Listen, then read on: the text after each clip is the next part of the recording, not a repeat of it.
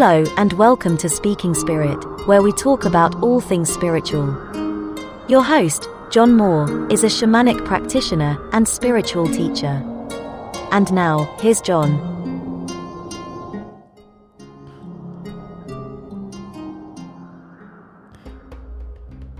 Hello, everybody.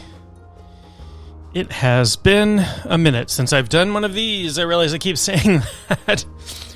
Life gets in the way sometimes, and it's okay. I have been incredibly busy with clients and students, and I launched an online course in doing shadow work. I think you can find information about that on my website at the moment. I will make sure it's there if you're really interested. Shadow work's fantastic, and if you're not doing it, you should in some way. You don't have to do it with my course, but definitely read up about it, take a course, watch videos, listen to an audiobook, something. I've definitely done a podcast on the shadow and written lots of articles about it. Shadow work has been some of the best work that I have done for my own mental health and spiritual development and that sort of thing. So, as Jung said, I'm paraphrasing because I don't remember the exact quote. One does not become enlightened by shining more light, but by bringing things up from the shadow, basically. By lightening the darkened spaces. Anyway, as I record this, I have just come inside from shoveling about, 2 feet of snow, somewhere around there. We had a blizzard yesterday. It was interesting. Everybody hunkered down. I was fortunate not to lose electricity. I did lose internet for a while, but that's livable. And electricity is problematic because my house is not heated without electricity, so I would have had to go out in 45 mile an hour winds with driving snow and start up a generator to have my house heated, but I would have done it. Totally cool. But like with lots of storms, the day after, it's incredibly sunny out. It's bright and sunny, and the snow is shining off the sun is shining off the snow, rather. And it's just beautiful. Just beautiful. So, I don't know. Maybe there's a spiritual lesson there that after the storm, there is always the sun. The sun always shines on us. And it reminds me, I'm going off on a little bit of a tangent, but this is, This I find great and interesting. So almost everywhere in the world, at some point, people worshipped the sun. And there's a good reason for that. I mean, the sun is basically the source of all life on Earth. Without the sun, we wouldn't have life on Earth. There would be nothing. The Earth would be a big rock. There would be no liquid water. There would be I don't think there would be anyway. I don't think the inside of the Earth generates enough heat to melt the water. There'd be no liquid water. There would be no plant photosynthesis. There would be no heat. There'd be nothing for the animals to eat, or the animals to eat the other animals, and people who do eat animals to eat those. So the sun is very important, and obviously, and our ancestors recognized that, and almost everywhere worship the sun. And if you look back, I was just reading about the cult of Mithras in Roman times, and it was I want to say a competitor with Christianity because it was around the same time. It started about 200 BC and went till about 400 AD until it was sort of stamped out by Christianity. And because they didn't really have written texts, everything we know about it is through archaeology, maybe some writings about it, but there are hundreds, if not thousands, of temples out there, so we can sort of surmise some of the things about it, and there's some writings about it, but they didn't have a written doctrine or anything. But anyway, Mithras, was somehow associated with Helios, god of the sun.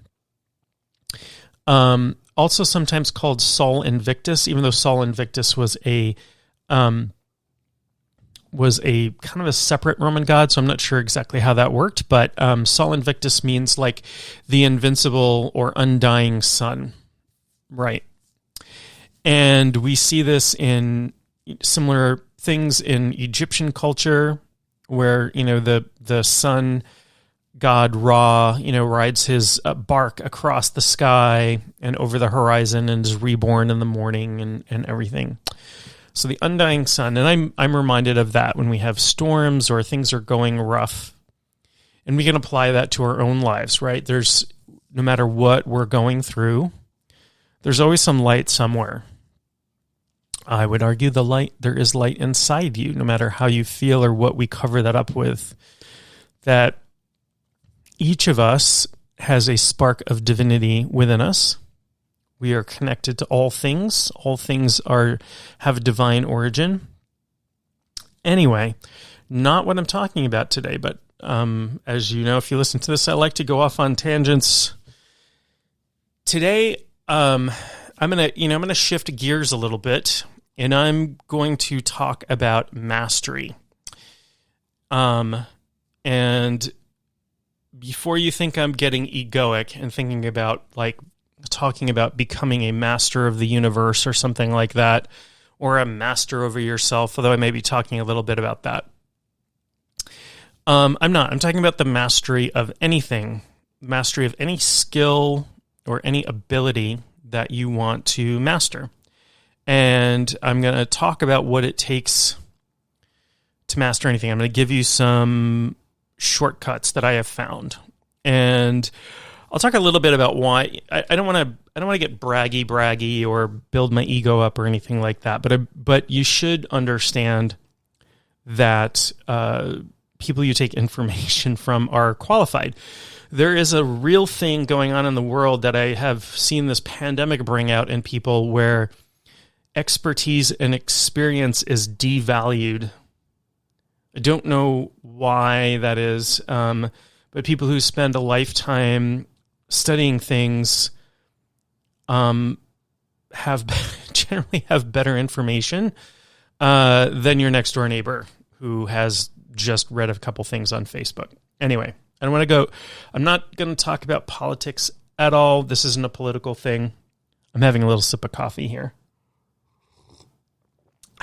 Warm me up after being outside shoveling snow. But I want to talk about what it takes to master skill and why people generally don't. And to give you some idea that I am at least somewhat qualified to talk about this. Now, I am not going to claim that I am a master of anything, but I have worked at certain things till I have gotten a fairly high level of skill and been recognized for that level of skill. And I'll give you a couple of examples. One is that I spent a great deal of my life studying martial arts. My preferred martial art is Japanese jiu-jitsu, which is different than Brazilian jiu-jitsu. And I studied and practiced that for decades and achieved the rank of third degree black belt, which is better, I guess, a higher degree, a higher ranking than the vast majority of people achieve. And, got my teaching license. It's called a menkyo, which is a teaching license. So I taught for a really long time.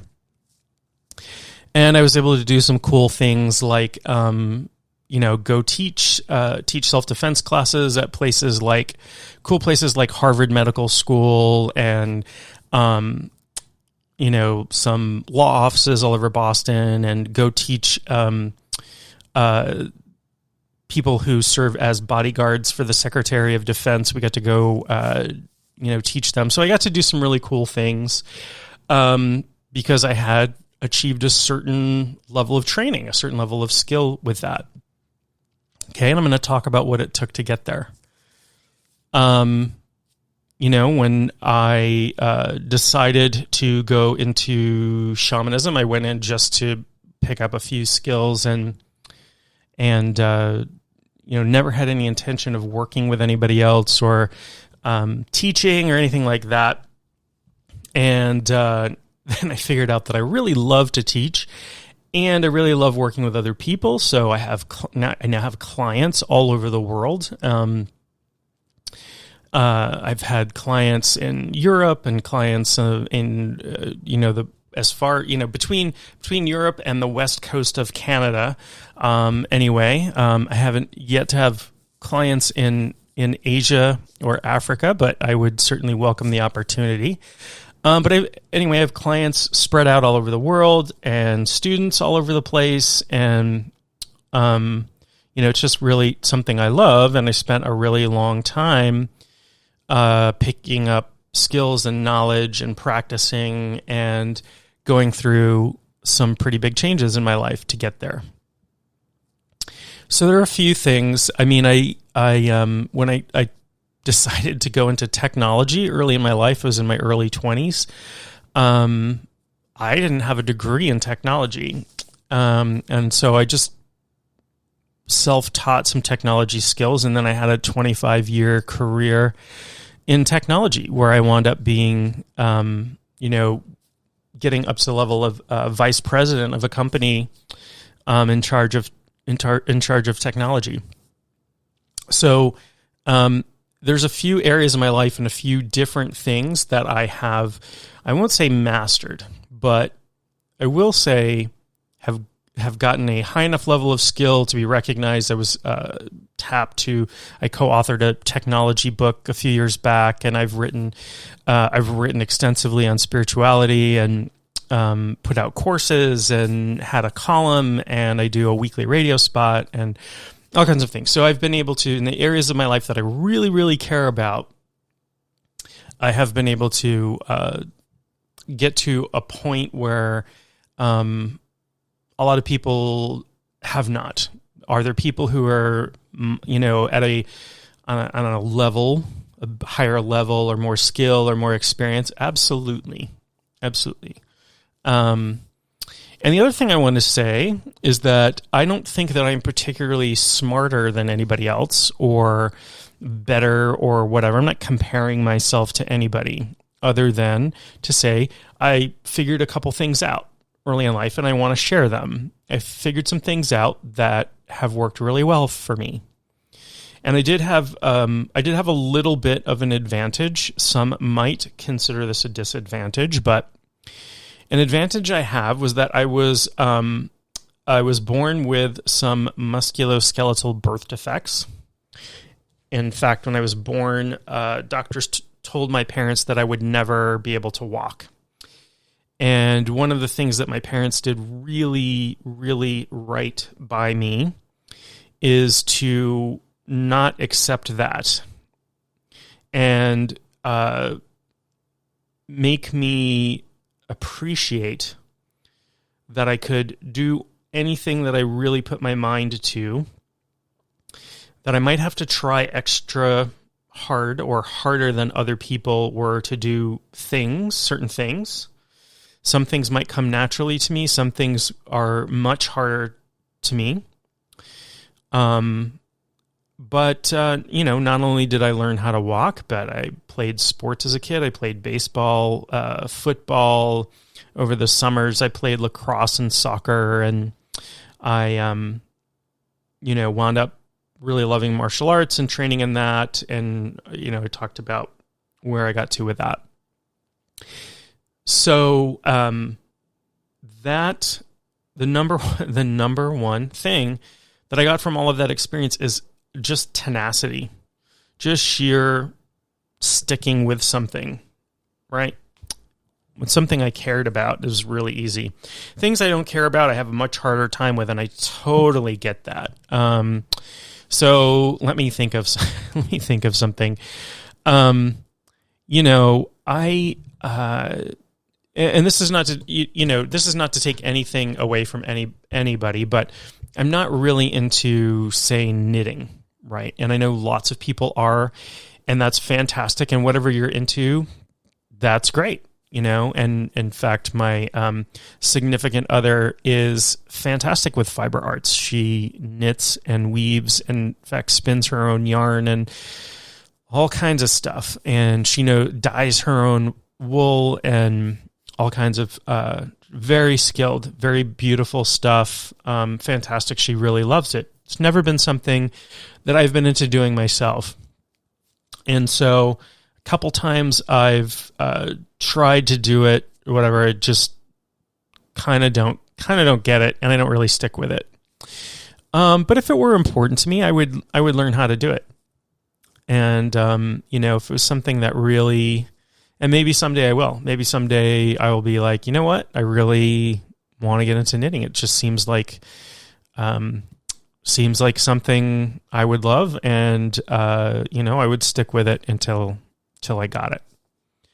So anyway, I have a few things to share that I hope are helpful if you want to achieve something in your life, anything. I don't care what it is.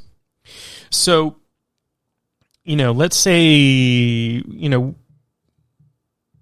let's talk about goals and stuff like that a little bit. Okay. So people will frequently have a goal that is a very long-term goal, and they will give up because they don't achieve that long-term goal in the short term. And that doesn't make a lot of sense. This is where tenacity comes in, right? For example, if I started out in martial arts, for example, saying, I just want to get my black belt. I just want to get my black belt. I just want to get my black belt. It took me years to get my black belt. Years, maybe 7 years, something like that. It was a very long time in my school to get to black belt level. But I probably would have quit after a month or something, because that wasn't even on the radar. And it's fine to have long-term overarching goals, but I think you have to be a little realistic, and sometimes it can be helpful to set shorter-term goals. So, key number one to mastering anything, or getting good at anything, at least, is to have a level of tenacity. Meaning you're going to stick with it. You're going to, you're going to practice something for a long period of time. And where people fall down with this, there's a couple places. One is the one I just talked about, is having a long-term goal as a short-term goal and not understanding the difference. And the second one is not practicing the basics enough. And this is something I remember not that long ago. My daughters were taking driver's ed class, and they had both driven for the first time with a driving instructor, and they came home, and it had been a rough experience. And whose first experience driving is completely smooth? It had been a rough experience, and the driving teacher yelled at them, and I don't know. They were just in shock about how challenging it was to do something that they had never done before in their entire life. So they came home and they were like, I'm a terrible driver. I'm not going to be a good driver. I'm like, wait a minute here. This is your very first time driving, and you expect that you're going to be an expert the first time you go out? That's unreasonable. But I've seen this with adult learners in martial arts. I've seen a lot of adult learners quit after their first week because they're not Bruce Lee. I have seen, one thing that I've done from time to time is teach meditation classes, right? And people will tell me I can't meditate because I can't. The number one thing they tell me, I get this all the time. I can't meditate because I can't stop my thoughts. Well, congratulations, you are alive. The bad news is you are not a fully enlightened Buddha yet. And you might not get there in this lifetime. That's sort of like saying, I can't play basketball because I can't beat Michael Jordan yet. In fact, it is exactly like that. I will probably not ever beat Michael Jordan, but that doesn't mean I can't play basketball for the sheer enjoyment of it. And I can't practice and I can't get better at something. So there's this idea that there's a talent fallacy, right? There's in fact, I use Michael Jordan a lot as a great example.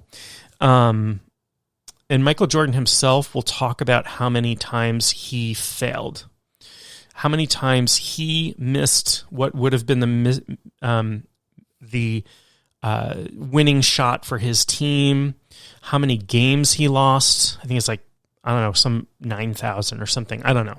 I may be making that number up, but how many times he missed the winning shot, how many times he wasn't perfect. But what he did was he kept going and he kept getting better. And a lot of people don't have the tenacity, and they give up when they are not an expert at something without effort. And they think they lack talent. Talent is a myth. Yes, some people have characteristics that make them better at learning something or have an easier time learning something than others. I would not probably, I'm about 5'6", and I would probably not make a good professional basketball player. But if I had practiced really, really hard, maybe I've played in high school, college, pickup games, leagues? Sure, probably. I probably could. And I did play I played very little, but I played a little bit of basketball. When I was a kid, we had a hoop in our backyard, and we used to play games all the time, and I got really good at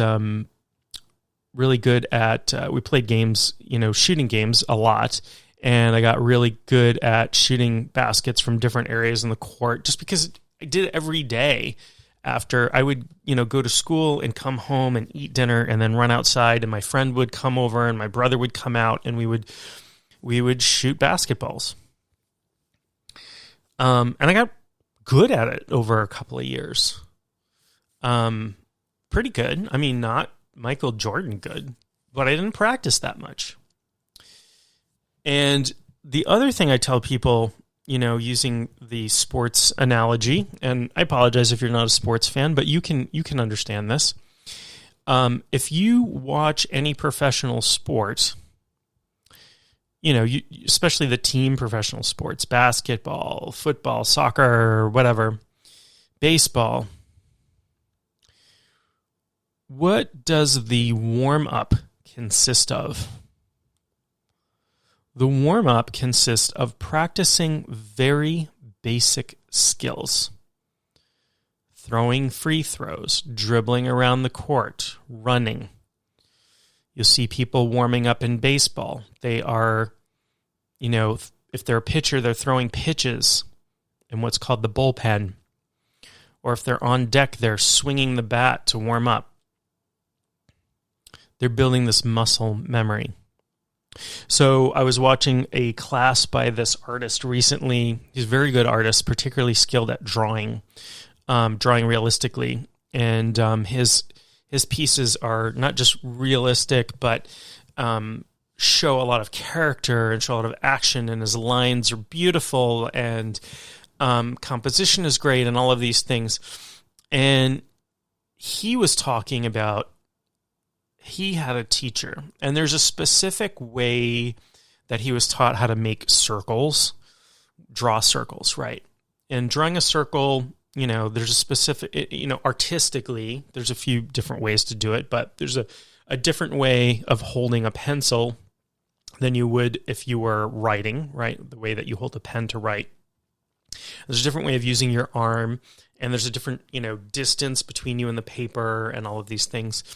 So his teacher made him take 10 pages of paper every day for a year and make circles on the front and back.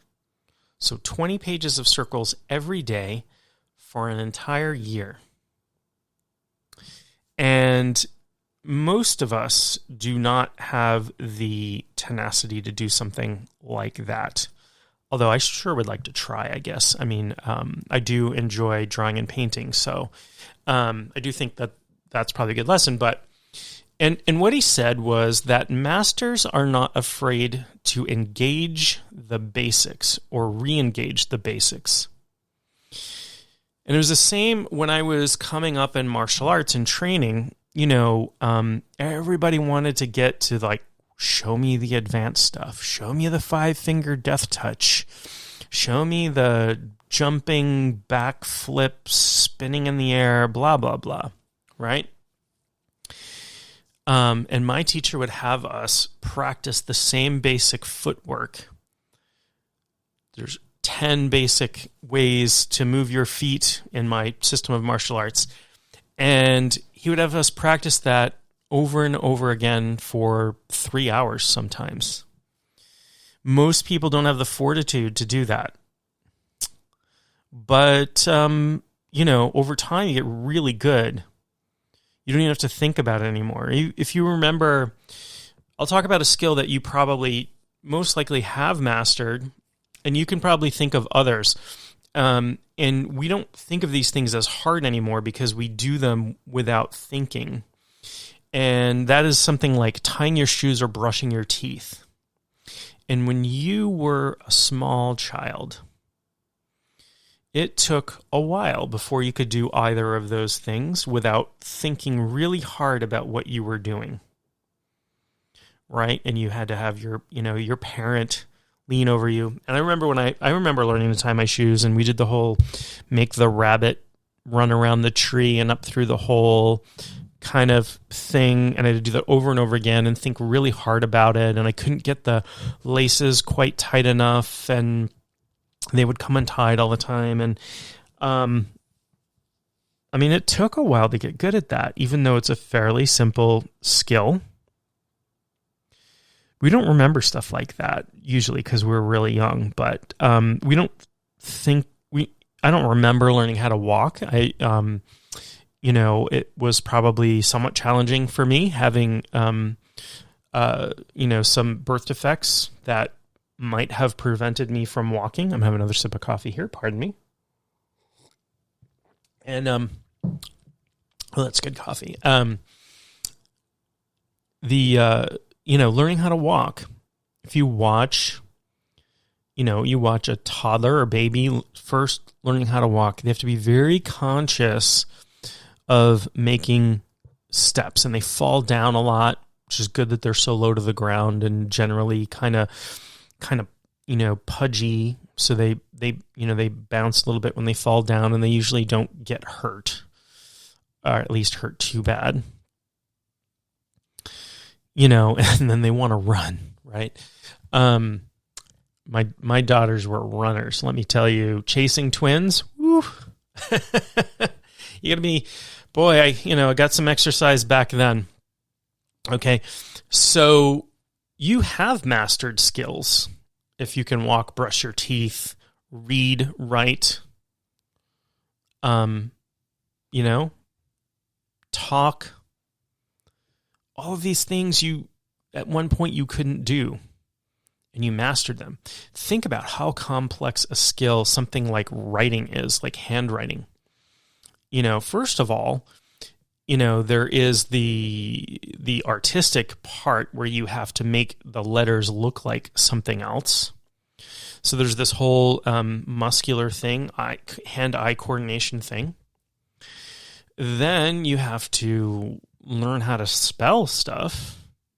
And that can be really challenging. And some people have learning disabilities that make that much harder and get over it. Not get over it, but they They learn how to work within their learning disabilities to, become proficient at these things. And I'm always amazed by that. I'm, having overcome some disabilities myself. Always impressed by people who can work with what they've got and do great things. Lots of great minds had what we would now consider learning disabilities at some point. People talk about Einstein. He was a special case, but at one point he was considered unteachable and sent home from school, I think very early in life. That was probably a good thing for him. That probably wound up, pushing him a little bit. I know for me, I was, when somebody told me I couldn't do something, I would do it just to spite them. I would do it to prove them wrong. Like nothing pushed me further. And that's me, that might not be you, but that's definitely me. If somebody says, you can't do that. Oh yeah? Well, let me show you. I will do that. And I'm still, I'm still quite a bit like that. I was told, I remember taking a test, one of these standardized tests they give to every student in the entire United States, constantly testing. I still have no idea what good that does. Taking one of these standardized tests and scoring poorly I was in middle school, and I scored poorly in the writing assessment part of it. And, my mom went to some parent-teacher conference or something, and she came home and they're like, well, they told me you couldn't write. I'm like, really? Well, that's interesting. I'm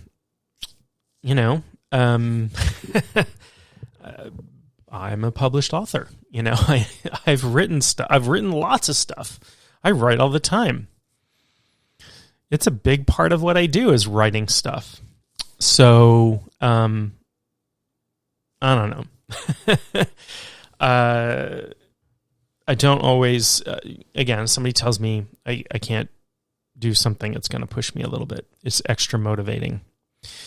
I have a healthy distrust for authority and a healthy distrust for, I do trust the opinions of experts to an extent, until it gets into something like you can't write or you'll never be able to walk, or, when they start saying ridiculous stuff like that. So a couple of keys of mastery that I've kind of talked about. I want to recap a little bit because I want this to be useful. So if there's something you've ever wanted to learn or do or get better at, I don't care what it is. It could be, starting and running a business, or, some physical skill, some sport, some art you want to learn. You want to learn how to sing. I have a lot of people make excuses. There are these sort of, these what I call pocket excuses. These things that people pull out of their pocket, like, I can't learn how to sing, I'm tone deaf. I don't think that's a thing, actually. I mean, it might be, but I think it's very, very rare. It is far more rare than the number of people I've heard say they were tone deaf. I can't sing, I'm tone deaf. What that means is they tried to sing at one point in their life. They were off key because they had never trained in singing in their life, never taken a singing lesson in their entire life. And all of a sudden they weren't Beyonce or Mariah Carey or whoever they were comparing themselves to. And so they ascertained that they were tone deaf. It's not any kind of diagnosis. It's a self-diagnosis. And frankly, it's crap. Similar things to people say, I can't meditate because I can't stop my thoughts. Okay. You're comparing yourself to Buddha, and I'm going to give you some real practical advice too. So people have these pocket excuses. If that's you, cut it out. That's my practical advice. Stop it. If there's anything you want to do and you have this pocket excuse, I can't do that because that's convenience. That's a convenient excuse. What you're really saying is, I was not born being able to do this skill and I feel embarrassed trying, or it hurts my self-esteem to not be perfect at something I try the first time. That's really what it is. And when not to be harsh with anybody, but understand it. Understand that that's it. You are not tone deaf. You are not unable to meditate. You are not unable to draw a straight line. That's another one I hear about, people learning to draw. I can't even draw a straight line. So what? Do you think you could learn how to draw a straight line? Do you think it's really important to draw a straight line in art? Hardly anything in art consists of a straight line, unless you're doing like architectural drawings or something like that. I can't even draw a straight line. I've heard that so many times. It's a pocket excuse. It's it's an excuse somebody heard once. And, oh yeah, I'm gonna hang on to that so I can use that, so I don't have to, and I don't care. Like if you don't want to learn how to sing or draw or ride a horse or whatever, that's fine. But drop the excuses. Like just say, like with me and knitting, like I just haven't been into knitting. I am fully convinced I could learn how to knit if I wanted to. I would have to put some effort into it because I never. I think my grandmother tried to teach me when I was a kid, and maybe I did a little bit, and it just didn't interest me that much. So if you're not interested in something, that's totally fine. But get really clear on, when you're using these pocket excuses, what that actually means, what you're actually saying. And you should have this BS alarm going off in the back of your head every time you or anyone else around you uses one of these excuses.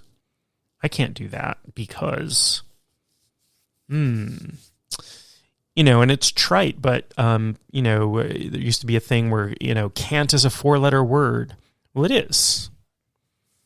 Can't is really like, it's final. It's like, I can't. I cannot.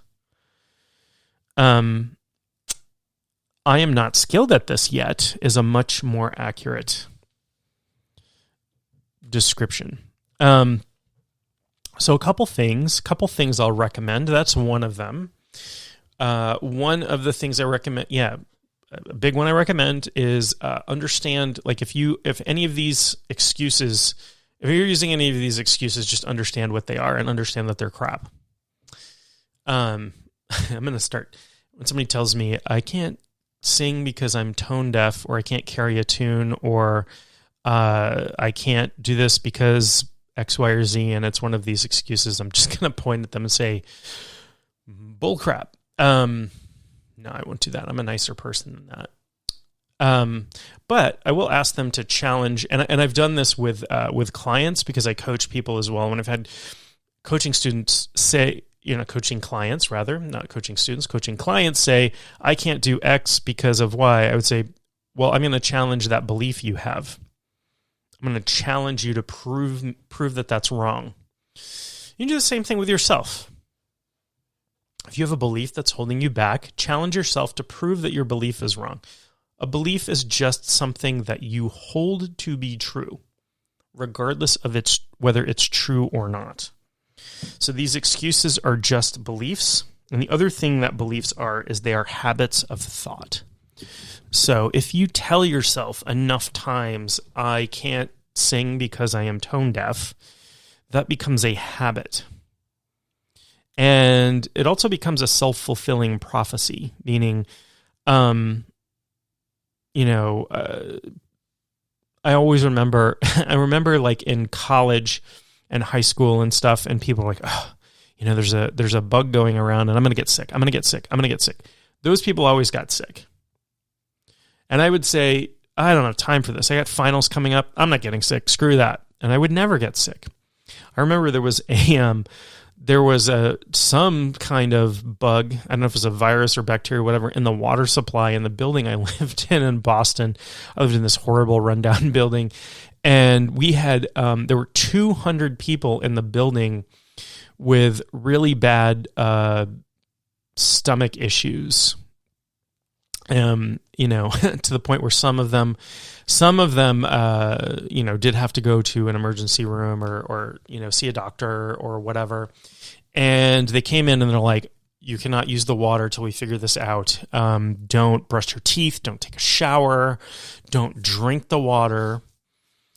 And I was like, screw that. I mean, I'm probably not going to drink the water, but I'm going to brush my teeth and take a shower and do all of those things. I'm not going to, how long do I have to smell bad and have nasty teeth? So I did, and I never got sick during that time.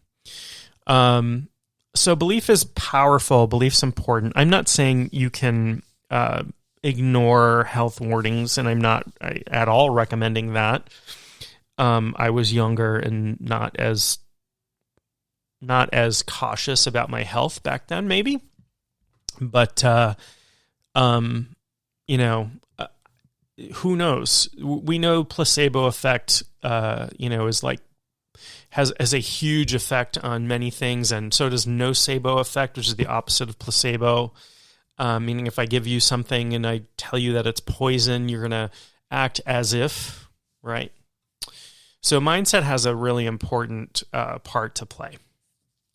So, understand where your excuses come from for things that you want to master but haven't been able to yet. I've already mentioned this, but practice the basics. So mastery of anything, there's some, I don't know where this rule came from, and it seems like a really too broad a thing to actually measure. So it's probably inaccurate when applied to reality, but there is a truthism to it where they say it takes 10,000 hours of practice to master any skill.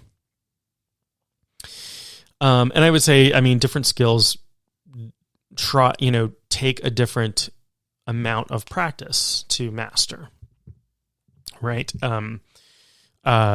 Shooting a bow and arrow probably takes a longer time to master than throwing a Nerf ball into a trash can from across the room. I don't know.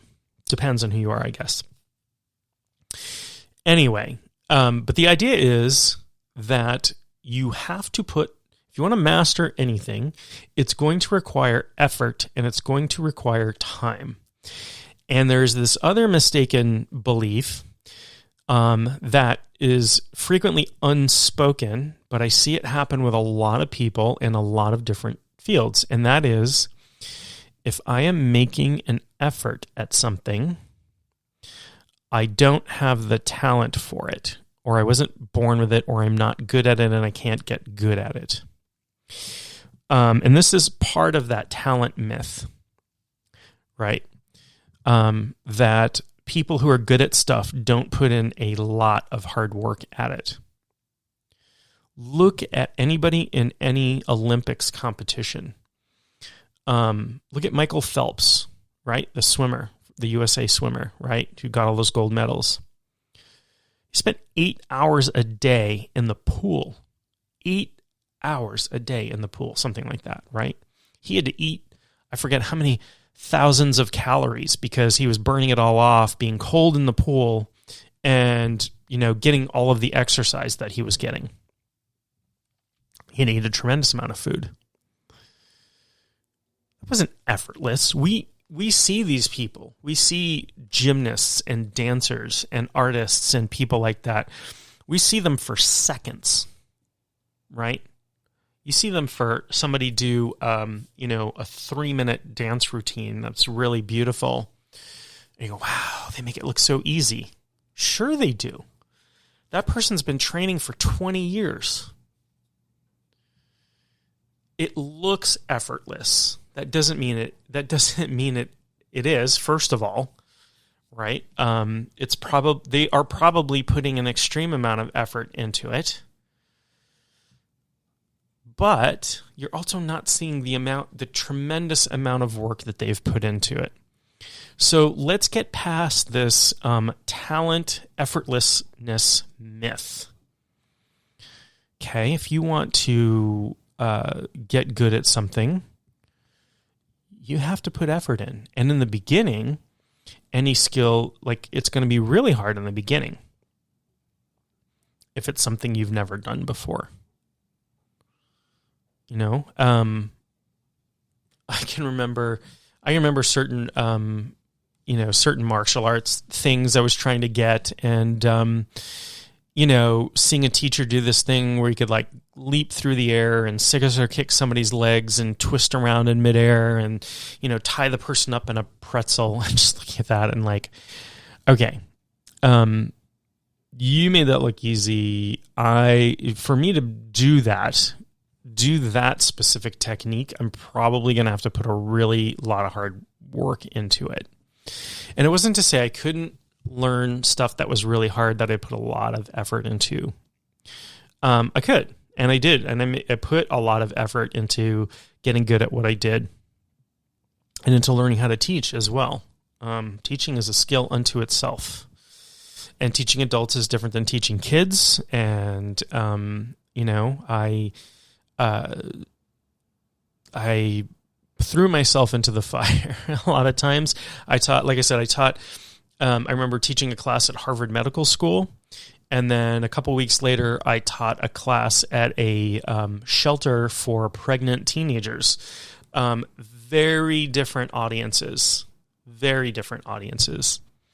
And not to take anything away from the pregnant teenagers living in the shelter, because they were tough and tenacious, and unfortunately a lot of them had been abused, and so they were really, really interested in learning how to defend themselves and their soon-to-be children. But very different approaches, right? Very different approaches to teaching different audiences. Some people want to learn, they're not as interested in the anatomy and physics of it as just the sheer practicality, and the people in Harvard Medical School, if I talked something, if I made something up about anatomy or something like that, they'd call me on that. So it's different. You have to shift your approach a little bit. So effort, okay? So understand that if you want to master anything, you're going to put a significant amount of time into it, and you are going to stink at it for quite a period of time. You're not going to be good at almost anything you try the first time. You might have, what they call beginner's luck or beginner's mind. And I'll talk about beginner's mind in a second. It's another one that is really, really powerful. Will shorten your learning curve. So let's talk a little bit about shortening your learning curve. One really good way to shorten your learning curve on anything is to get individual attention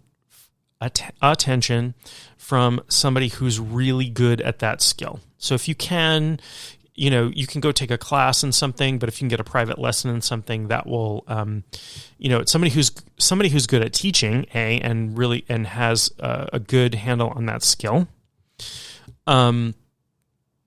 Take a private lesson, get a coach. If any of these things you can do will move you forward much quicker. And then the other thing is called beginner's mind. And this comes from Zen, I believe. And, there's a book by Suzuki called Zen Mind, Beginner's Mind. I'm very fond of it. And what he says is, in the beginner's mind, and I'm going to paraphrase a little bit, but in the beginner's mind, there are many possibilities. In the expert's mind, there are few. So there's an old Zen story, and you might have heard of this, but it's about a student who goes to the Zen master and says, I want to learn everything you have to learn, everything you have to teach me, and blah, blah, blah. And the master sets a cup of tea out and starts pouring the tea.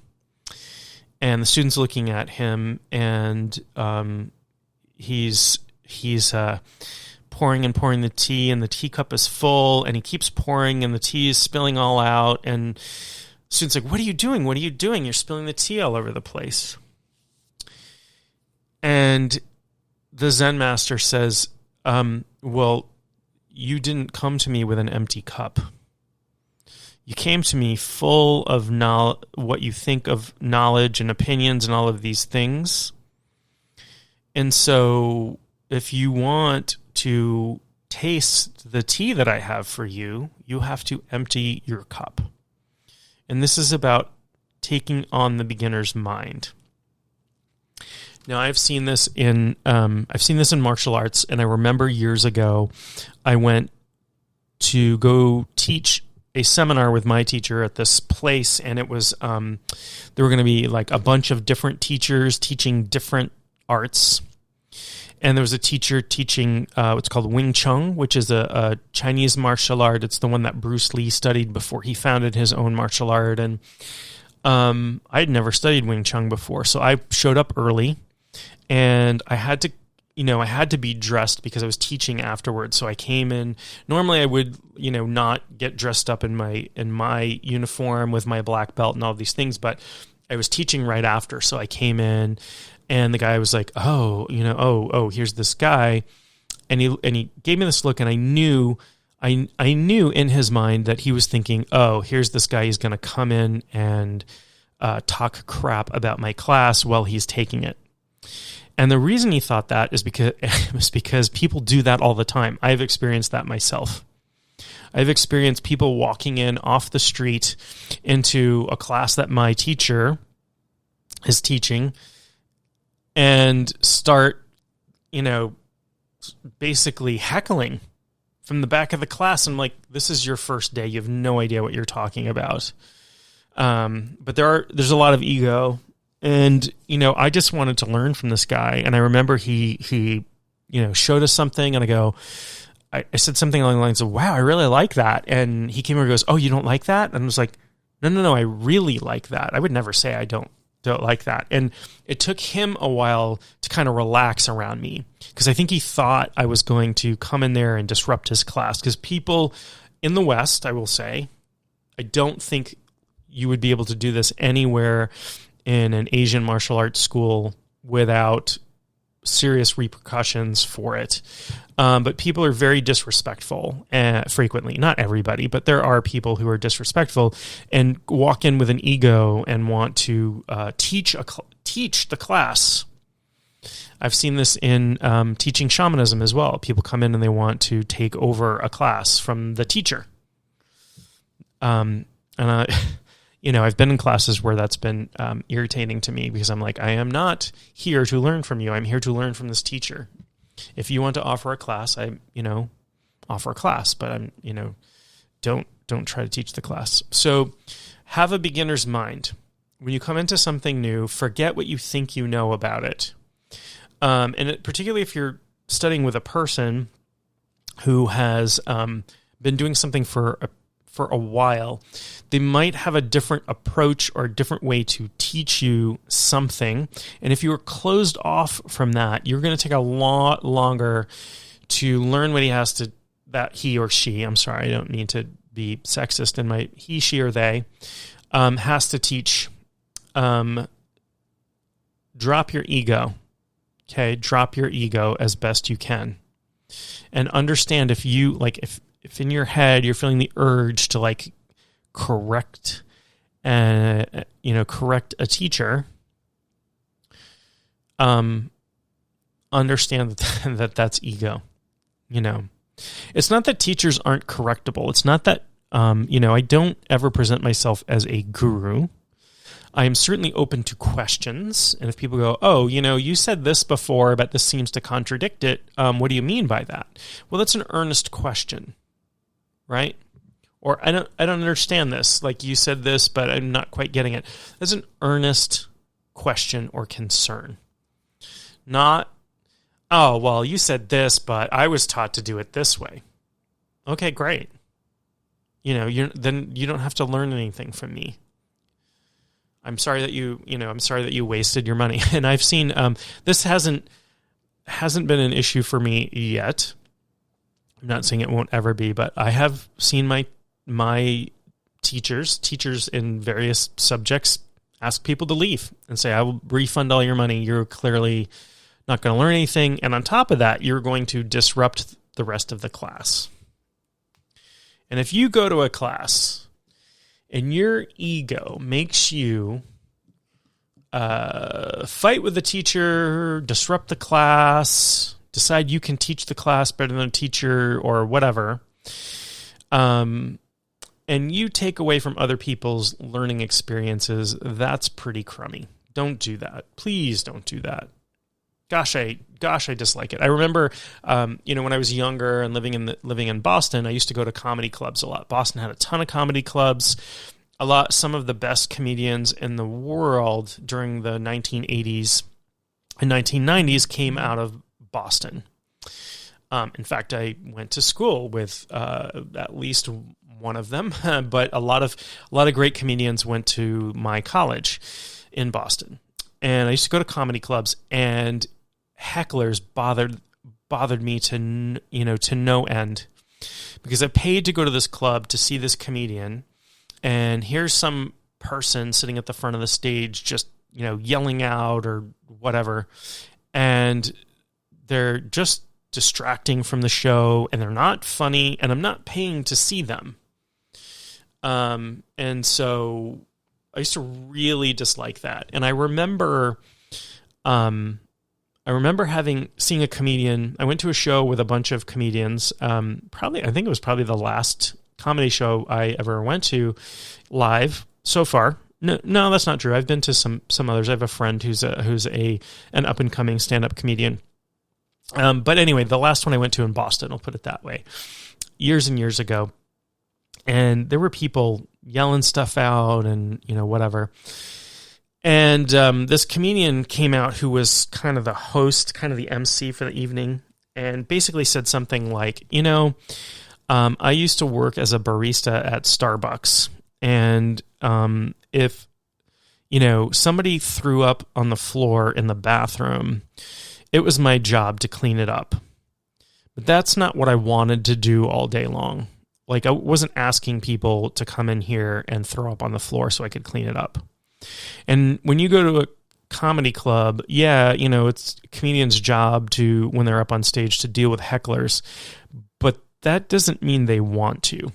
And when he said that, like, the entire audience erupted with applause because we were all tired of these hecklers. So don't be like that.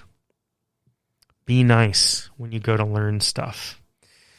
If you go to a class with a teacher and you don't like the teacher, or you don't like what they're teaching, or you think you can do better, or whatever, it's not up to you to take away from the experience of other people. Handle it respectfully. If you want to leave the class, do it in a way that doesn't disrupt the class.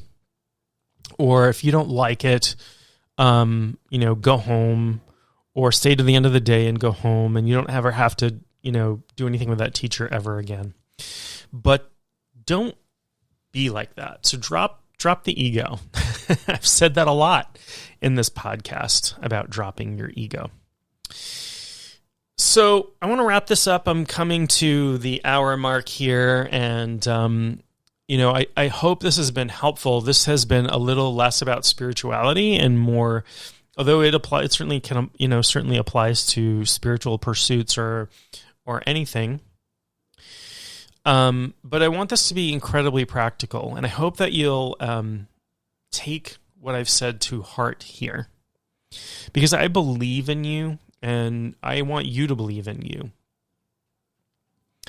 if there's anything that you'd ever wanted to do and you say, I can't, and you still can't get around saying, I can't, just tag it with the word yet. I can't do that yet. Because at least you're implying that you'll be able to do that someday. And if there's anything you've mastered, tying your shoes, any hobby that you have, any work skill that you have, even dealing with other people, know that you have what it takes to master just about anything. And by master, I don't mean you have to be the best person in the world at something. I just mean you have the ability to get to a level of satisfying competence with something where you can do things with less effort than a beginner and to a higher degree of skill than you might have even imagined. You can learn how to draw, you can learn how to sing, you can learn how to shoot a basketball or a bow and arrow or anything, or meditate. Please meditate. Everybody should meditate. I don't use the word should very often, but I do believe that everybody should meditate. It's so good for you. And it does not have to be religious or spiritual at all. It can be just body, mind, spirit practice. And I realize I used the word spirit here, but I said it doesn't have to be spiritual. But what I mean is you're training all parts of yourself. You're doing a good thing for all levels of yourself. So with that, I will wrap it up for this week. I hope, please visit my website. Please subscribe to this podcast. Check out my YouTube channel. Check me out on Instagram. Follow me on Facebook. Do all those things. And I hope to hear from you. If there are topics that you'd want me to cover or people that you want me to interview, I'm hoping soon to be getting some more guests on the podcast.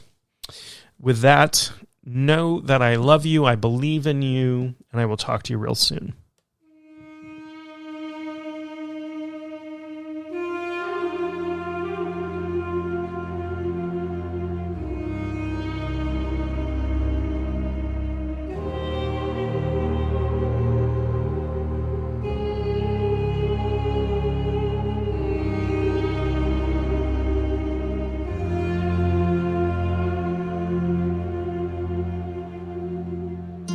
You have been listening to Speaking Spirit with your host, John Moore. For more info or to contact John, go to mainshaman.com. That's maineshaman.com.